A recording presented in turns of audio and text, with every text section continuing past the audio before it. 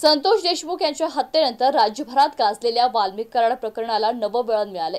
खंडणीच्या आरोपाखाली पोलीस कोठडीत असलेल्या वाल्मिक कराडचे अनेक काळे कारनामे उघड होत असतानाच आता त्याचा मुलगा सुशील कराड याचंही नाव चर्चेत आले। सुशील कराडवर त्याच्या मॅनेजरच्या घरात घुसून बंदुकीचा धाक दाखवत 2 बल्कर ट्रॅक, 2 कार, परळीतील एक मौल्यवान प्लॉट आणि सोनं बेकायदेशीररित्या ताब्यात घेतल्याचा गंभीर आरोप करण्यात आलाय। पीडित महिलेनं हा प्रकार समोर आणला असून संबंधित प्रकरणात सोलापूर जिल्हा व सत्र न्यायालयात खासगी फिर्याद दाखल करण्याची मागणी केली।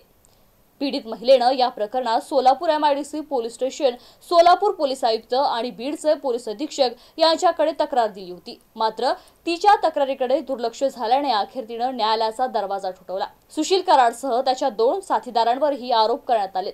या प्रकरणावर 13 जानेवारी रोजी सुनावणी होणार असून यावर काय निर्णय होतो याकडे सर्वांचं लक्ष लागले। वाल्मिक कराडच्या अडचणी वाढत असताना आता त्याचा मुलगा सुशील कराड देखील गंभीर आरोपांमुळे अडचणीत सापडलाय। वडिलांच्या मागोमाग मुलाचेही पाय खोलात जात असल्याची चर्चा सुरू आहे। दरम्यान या प्रकरणात पुढील तपास आणि न्यायालयाचा निर्णय कोण वळण घेणार हे पाहणं महत्त्वाचं ठरणार आहे। बाकी तुम्हाला हा व्हिडिओ कसा वाटला आम्हाला कमेंट करून नक्की सांगा। धन्यवाद।